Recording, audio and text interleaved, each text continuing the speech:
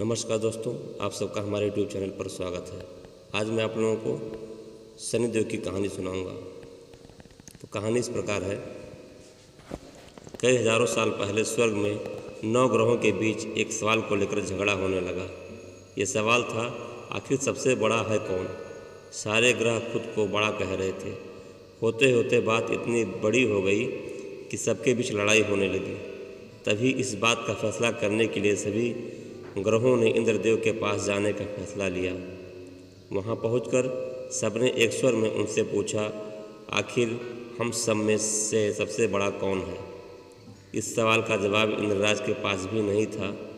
इस बात को सुनते ही वो परेशान हो गए।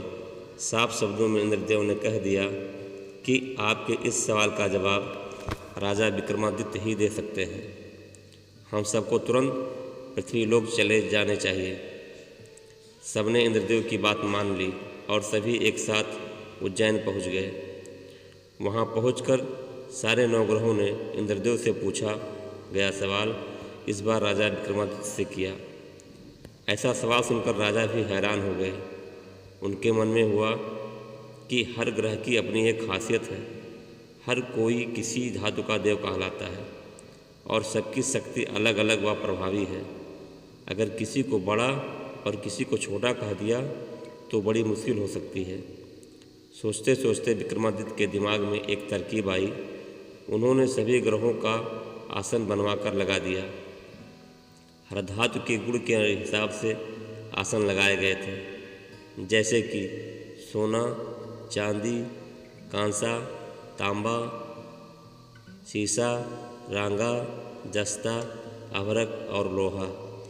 अब इन आसनों में उनके स्वामी को बैठने के लिए कहा।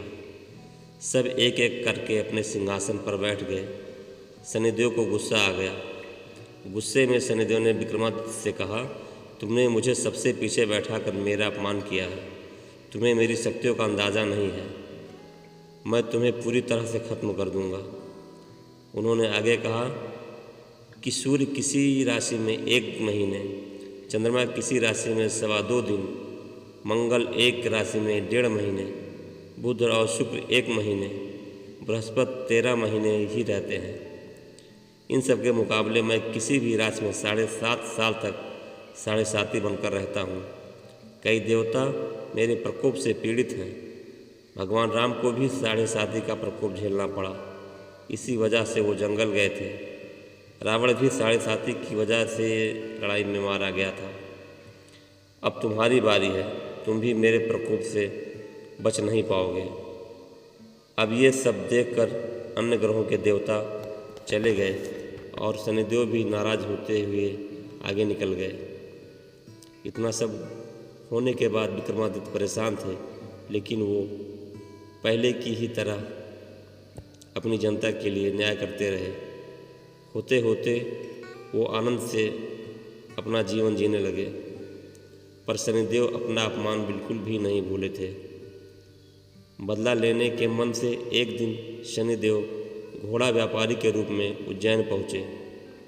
वहाँ पहुँचते ही उन्होंने खबर फैला दी कि उनके पास खूब तेज़ दौड़ने वाले घोड़े हैं।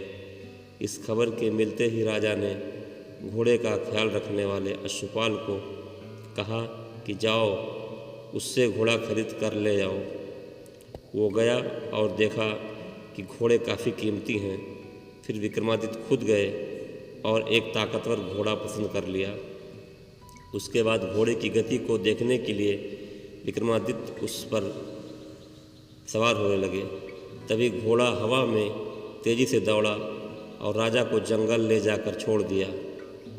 जंगल से राजा अपने नगर वापस आने का रास्ता ढूंढने लगे। उन्होंने कई घंटों तक रास्ता ढूंढा, लेकिन उन्हें रास्ता नहीं मिला और वो भूख प्यास से तड़पने लगे। कुछ ही देर में उन्हें एक चरवाहा दिखा। उससे राजा ने पानी मांगकर पी लिया और पानी के बदले में उसे अपनी सोने की अंगूठी दे दी। उसके बाद राजा रास्ता पूछते हुए एक नगर पहुँचे।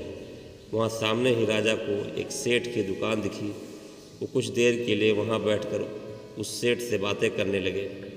उसी वक्त सेठ की दुकान की चीज़ें बहुत तेज़ी से बिकने लगी। सेठ को लगा कि राजा उसके लिए भाग्यशाली है, इसलिए वो उन्हें अपने घर खाना खिलाने के लिए ले गया। घर पहुंचकर सेठ कुछ देर के लिए राजा को एक कमरे में छोड़कर बाहर गया। वहाँ राजा ने एक खूंटी पर हीरे का हार लटका हुआ देखा। तभी एक घंटी बजी और देखते ही देखते खूंटी ने उस हार को निगल लिया। ये सब देखने के बाद राजा बड़ा हैरान हुए। कुछ देर बाद सेठ वहाँ आया तो उसे वो हार नहीं दिखा। तभी उसे विक्रमादित्य पर हार चोरी करने का शक हुआ।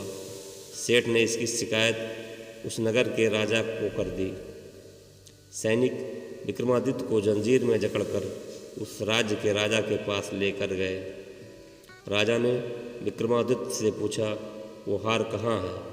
उन्होंने जवाब दिया, उसे वहाँ की खूंटी निगल गई जिसमें वो हार टंगा हुआ था।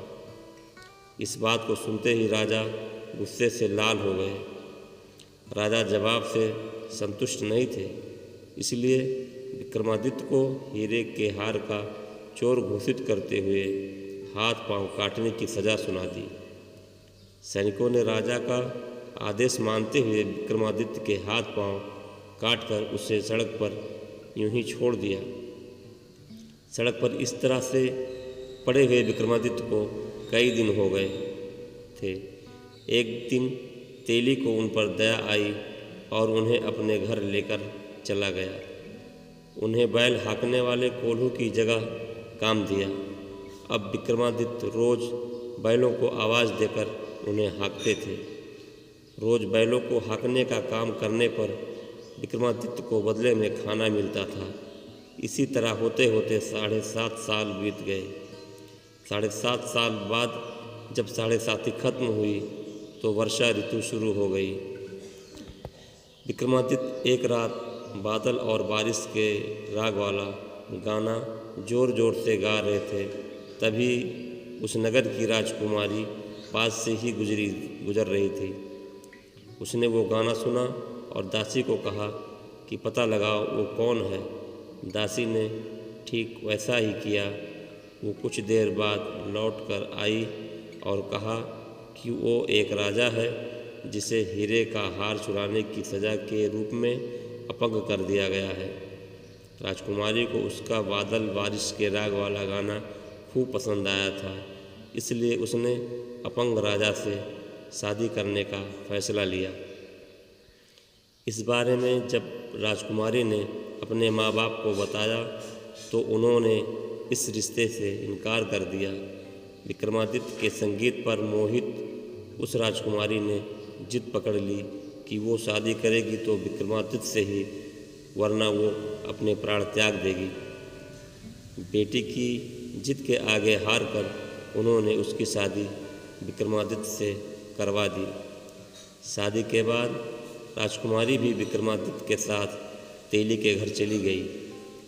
विवाह की रात को ही विक्रमादित्य के सपने में शनिदेव आए और कहा कि अब तो तुम्हें मेरे प्रकोप का पता चल ही गया होगा। अपने दंड की सज़ा मैंने तुम्हें इस तरह से दी है। सपने में ही दुखी राजा ने शनिदेव से माफ़ी मांगी और प्रार्थना करते हुए बोले, आपने मुझे जितना दुख दर्द दिया है उतनी किसी और को मत देना। विक्रमादित्य की प्रार्थना सुनकर शनिदेव को अच्छा लगा। उन्होंने सपने में ही उन्हें बताया कि जो भी इंसान मेरी पूजा करेगा, मुझ पर ही मन लगाकर ध्यान करेगा, मेरी कथा सुनेगा, चींटियों को आटा खिलाएगा, वो मेरे प्रकोप से हमेशा बचा रहेगा। साथ ही मैं उनके मनोरथ भी पूरे करूँगा। सपने में ये सब देखते ही विक्रमादित्य की नींद खुल गई और उनके हाथ पांव भी लौट आए थे। अपंगता से छुटकारा पाकर वो बहुत खुश हुए। उन्होंने मन से शनिदेव को धन्यवाद किया। इसके बाद विक्रमादित्य ने अपनी पत्नी को शनिदेव के प्रकोप की पूरी कहानी सुनाई। तभी सेठ को भी पता चला कि वो अपंग इंसान राजा विक्रमादित्य है। उसने दौड़कर राजा से माफ़ी मांगी। राजा ने भी उसे माफ़ कर दिया, क्योंकि उन्हें पता था कि ये सब कुछ शनिदेव की वजह से हो रहा है। सेठ ने दोबारा विक्रमादित्य को अपने साथ घर चलने के लिए कहा। वहाँ सब मिलकर खाना खा रहे थे। उसी समय एक और हार को खूंटी ने निगल लिया। इस दृश्य को सबने देखा और हैरान हो गए। कुछ देर बाद सेठ को अपनी करनी पर पछतावा हुआ और उन्होंने अपनी बेटी की शादी विक्रमादित्य से कर दी। विवाह में सेठ ने उन्हें खूब सारे आभूषण दिए। अब राजा विक्रमादित्य अपनी दोनों पत्नियों के साथ राज्य वापस पहुँचे। वहाँ धूमधाम से उनका स्वागत हुआ। अगले ही दिन विक्रमादित्य ने यह घोषणा करवा दी कि सारे ग्रहों में सबसे श्रेष्ठ शनिदेव हैं। दोस्तों, इस कहानी से यह सीख मिलती है कि किसी की भी ताकत को कम नहीं आंकना चाहिए। दोस्तों, अगर यह कहानी आपको पसंद आई हो तो कहानी को ज़्यादा से ज़्यादा लाइक कीजिएगा, शेयर कीजिएगा और कमेंट करके बताइएगा। और अगर हमारे चैनल को अगर सब्सक्राइब नहीं किए हैं तो हमारे चैनल को सब्सक्राइब करके बेल आइकन बटन ज़रूर प्रेस कीजिएगा ताकि आने वाली कहानियों का नोटिफिकेशन आप तक सबसे पहले पहुँचे। धन्यवाद।